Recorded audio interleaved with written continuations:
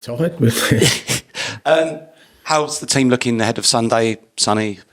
Last night all good. No issues out of last night. Obviously, bit of fatigue with some of the boys because I haven't played for a while, but all good. Sonny, he's still not right. He's still not feeling 100%. So he won't train today. So unlikely for the weekend, and we'll see how he is beyond that. James Maddison on Saturday, he looked a bit down because he obviously wants to be part of a winning team. But how proud of you last night? He showed real maturity and leadership. He spoke really well post-match as well. It sort of justifies you giving him the armband, doesn't it? Well, he was part of a winning team on the weekend too, So, I think I made the point. It's not that Maddison didn't play. I thought he actually played well in the first half. It was just a tactical change I thought that was needed for the team to win. But I understand the players, obviously, want to play all the time. I thought he was really good last night. I thought his leadership throughout the game was good in the way he played. He was really positive on the ball and kind of when we needed moments of, creativity or discipline, he was there. And, I thought, especially in the second half, obviously Mikey had that spell where he was really feeling good. And I think Matt has made a point of just kept giving him the ball. And I thought that showed real leadership because in that moment, it's easy for sort of Matters to try and do things himself. But I think he sensed that, Mikey was doing some special things and kept giving him the ball. So, look, he's a vice captain. He's one of our leaders. And, last night I thought he really stood up and played well. But I thought he played well on the weekend too. So, yeah. But you're delighted he called him Neymar as well, aren't you? Yeah, brilliant. Yeah, great. Look, I think we all understand with young players you do have to be really careful. But as I said after the game, I don't get the sense that that's going to affect Mikey at all. And there's no denying he was great last night. Thought he was great the whole game, especially in that period. And exciting for us. Another player Maddison had an influence on last night was Richarlison. He's never played badly for you, has he? It's just on and off injuries, isn't it, during your time here? What do you have to do to keep him fit and what do you say to him? Because he's a confidence guy as well, but he's played well under you. Yeah, no, he's always contributed when he's played. But like I said, we've worked really hard. And to be fair to he's worked really hard, this rehab time, not just from his injury, but just getting him into a better physical condition. And he looked good last night. He looked strong. He looked lean. He had plenty of energy, and he's going to be a really important player for us for sure. Like I said, we took a little bit of a different approach with him. Hopefully, with the objective of breaking that cycle where he comes back for a bit and breaks down. And credit to him, he's worked hard and he's feeling really good about things. Great for him to get a goal last night. Thank you. Thanks, Charlie. Hi, Ange. It's fair to say that Mikey Moore yesterday played really well, but he hasn't started in the Premier League so far. So do you imagine that he's kind of getting to the stage where he's now ready to start a Premier League match? Look, he's ready to start any game. It's just, like I said, I just feel that, especially with young players, he's got to be, really careful about, their introduction into senior football. It's not like he's, even last year, he didn't really have a full season of football. He had quite a few injuries, a couple of injuries that left him out. He went from under 18s football to playing very little under 21s before we integrated him. So you have to look at that. I think he's still physically growing and you have to take that into account. So I think he's ready to play, start a Premier League game for sure. But it's about, for me, it's about making sure that for us, what we want to do is continue to kind of develop Mikey in the right way, give him the platform to keep improving. So far, whatever we've asked of him, he's made a real impact, and the plan is to continue to do that. And in terms of this weekend, it's another away game. Obviously, your last one was away to Brighton. What do you want your players to take away from that performance against Brighton going into this one against Crystal Palace? I think kind of I addressed that. I think it wasn't something that has been a common occurrence for us. In that second half of Brighton, we dropped off in many respects from the key fundamentals of our game, and as I said, hard to say why, but obviously there was some objective markers that we know we fell short of, and when you've got objective markers, it's not just me talking about it, then players know the levels they need to hit. And, we've bounced back since then, and good challenge for us at Palace. Obviously, they're going through a tough spot, but still got some talent in that team. And, you get a feeling with Palace is that once they do turn around, they could go on a run like they did last year under Oliver. So it'll be a good challenge for us. You mentioned Palace. Obviously, they are struggling this season. They haven't won a Premier League game, sitting in a relegation zone. You mentioned their threats. I mean, where do you think their threats really will be on Sunday? And how dangerous is it coming up against a team who are desperate for that first win of the season? Look, it's always dangerous in the Premier League. You just mentioned the Brighton game. There's never really any games where you go in there and you're thinking that it's going to be a comfortable afternoon or evening. And especially away from home, Premier League is always challenging. Like you said, they're going through a tough spell, but I've got no doubt they'll come out of it because they do have some quality in the front third, and that they're a hard-working team. And I think for us, what's important is that we're on a good run. We've been on a good run for a while, and we want to continue that. And the basis of that good run has been, just how hard we work and sort of sticking to our principles. Ian. Hi, Ange. How are you? I'm good, mate. So how special is Mikey Moore? How special can he be? I mean, wasn't so long ago everyone was saying England's next world-class youngster coming through was Jude Bellingham, which was right, and then Cole Palmer. How special?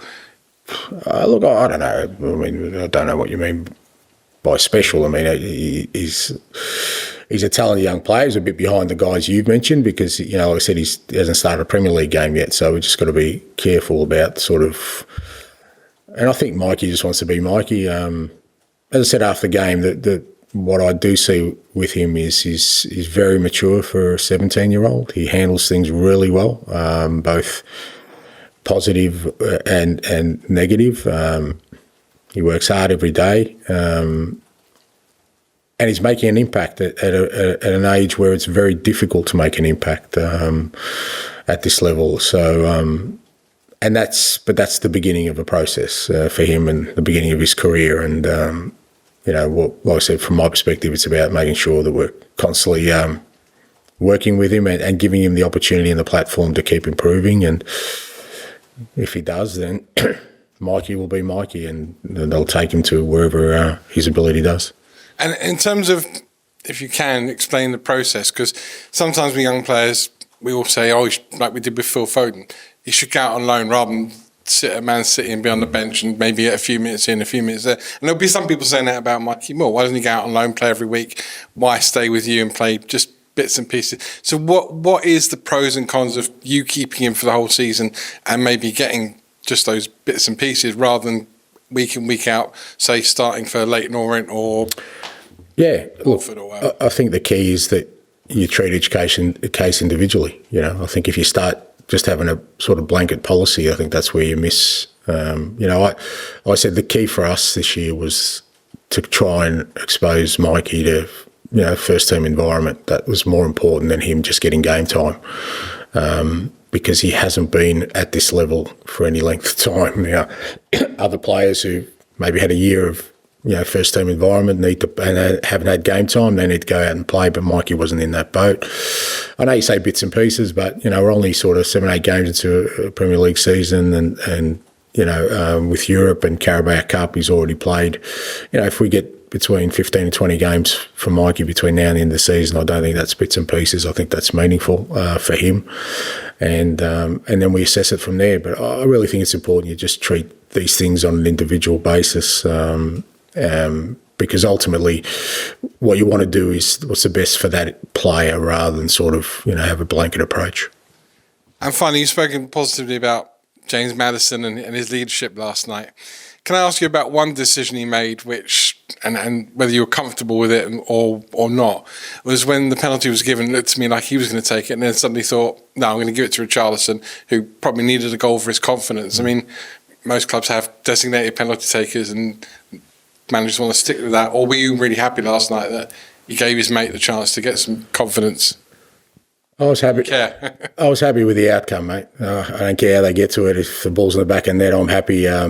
We do have designated penalty takers, but in that moment, I think both are equally good at taking penalties. I think matters. We went through a thought process and thought, it'd be beneficial for us, for Richie to take it, but I was comfortable with, if they threw the ball to Fraser, I'd maybe a bit more worried about it. But although he'd probably say he could do it, but I think it wasn't such a wild sort of, decision in that moment. I think there was some clarity around it, and like I said, the important thing was we scored.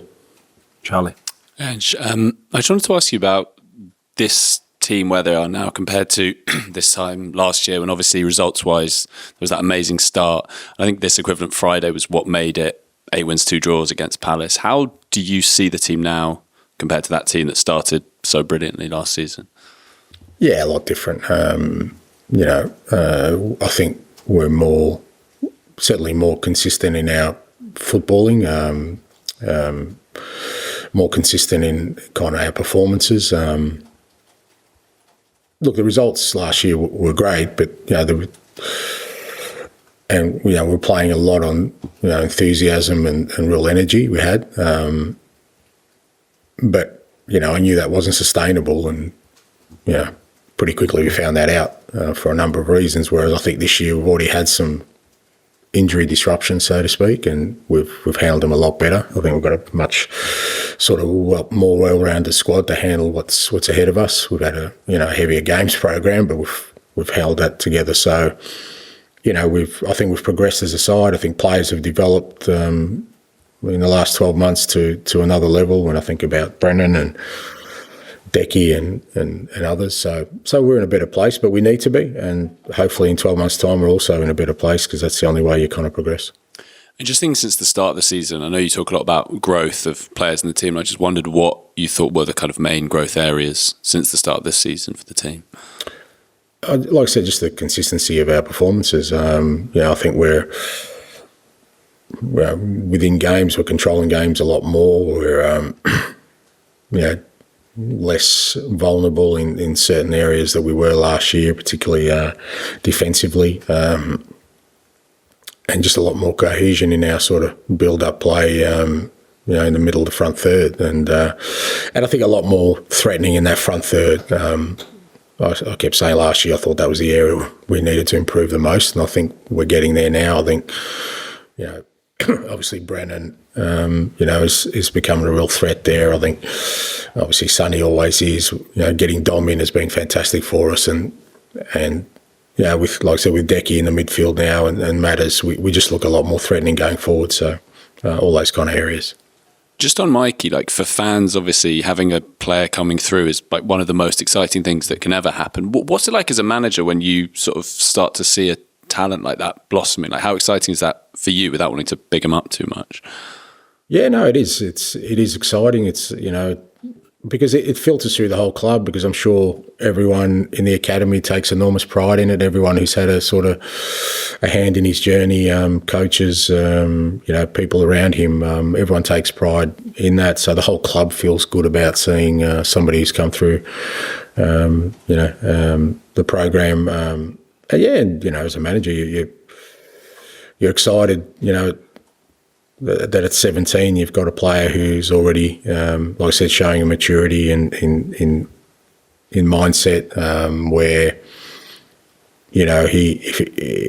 he's given himself every chance to be the best player he can be. Because I don't sense in him, like I said, that sometimes with young players they're exciting, but you think, I can already see there could be some pitfalls down the road, but I don't sense it with him. So, at 17 you wonder, if he keeps going like that, what's he going to be like at 2021? And hopefully I'm still a manager that benefits from that, mate. But you never know.